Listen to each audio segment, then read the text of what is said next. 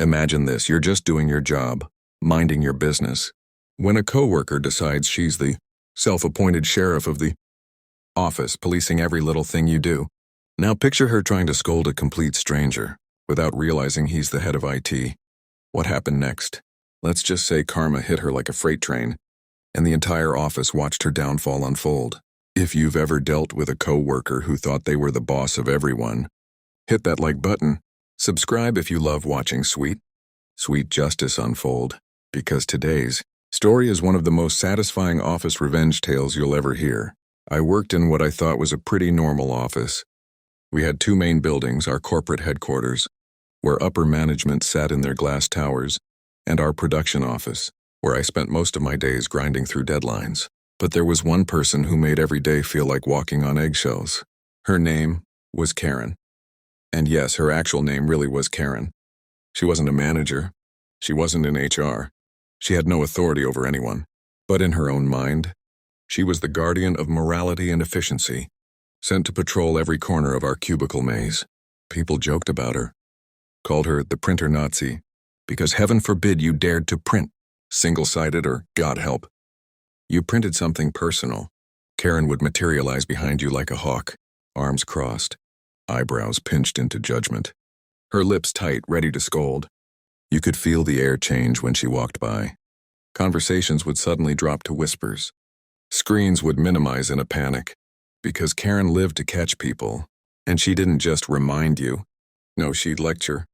Long, drawn-out rants about company resources and professional integrity, as if she personally funded the printer ink. I'll be honest, she made everyone miserable. One week, IT came down from the corporate building to our production office. They were upgrading our systems, setting up a few new security protocols, and borrowing some empty cubicles while they worked. Now, if you've ever worked in IT, you know, they're the quiet heroes of the office. They keep everything running, and usually they're just background figures. But to Karen, these were strangers invading her territory. So of course she did what she always did, started policing them. I still remember it. I was walking back from the break room when I saw her pacing behind one of the IT guys.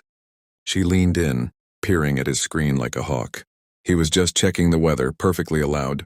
By the way, since we had major storms rolling in that day, company policy even encouraged it for safety. But Karen didn't see that. She saw a chance to pounce. "Excuse me," she snapped, her voice slicing through the office noise. "Company intranet is for business purposes only. You cannot use it for personal browsing. I suggest you close that window immediately before I escalate this." The IT guy slowly turned his head, his face calm, almost amused. What Karen didn't know was that this man was the head of IT, not just another tech worker. He oversaw the entire department. But he didn't argue. He didn't flash his badge of authority. He just nodded, closed the window, and let her bask in her imaginary victory. Later that day, during break, that IT guy, let's call him Mark, came over to me. We were good friends, and with a sly grin he asked, "So, what's the deal with the office cop?" I laughed, almost choking on my coffee. "That's Karen, she's Karen, she polices everyone. Thinks she runs the place." Mark's smile deepened, but his eyes narrowed with that quiet spark of mischief. "You don't say?" He told me what had happened, and we both shook our heads. I thought that would be the end of it. Another Karen story to add to the pile. But Mark wasn't done. He leaned closer and whispered, "She lectured the wrong guy. You know I can see everyone's browsing history, right?" My heart skipped. "Wait, you're not thinking." "Oh, I'm absolutely thinking," he said, grinning. "Let's just say if she's breaking the rules she loves to enforce, she's in for a rude awakening." Now here's where things get delicious. Karen had her own office. Unlike the rest of us stuck in cubicles, she had 4 walls and a door. That gave her a sense of power and privacy. Privacy she thought nobody could penetrate. But Mark, he had the keys to the kingdom. And what he found? Oh, it was glorious. Karen wasn't some model employee. She wasn't spending her days slaving away at spreadsheets or attending to company tasks. No, she was online shopping. Not once in a while, not on her lunch break. Almost every single day, for hours, she'd scroll through catalogs, fill carts, compare prices. And get this, right after scolding Mark for inappropriate browsing, she literally went back to her office and bought herself a blouse. The hypocrisy was staggering. When Mark told me, I couldn't stop laughing. It was so perfect. But laughter wasn't enough. Mark decided it was time for consequences. He gathered the evidence, every log, every timestamp, every hour she wasted while pretending to be the moral compass of the office. And then he turned her in, straight to upper management. 1 week later, word spread like wildfire. Karen had been called into HR. The meeting was short, cold, brutal. And then, in front of everyone, security walked her out.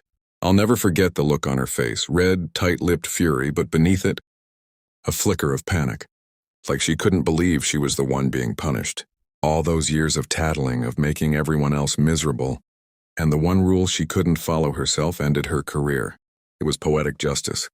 The self-appointed office sheriff undone by her own crimes. The woman who scolded the head of IT for checking the weather. Exposed for wasting hours shopping online. We didn't cheer, at least not out loud. But when the door closed behind her, there was a collective sigh of relief. Like a storm cloud had finally passed. And me? I'll admit it, I grinned.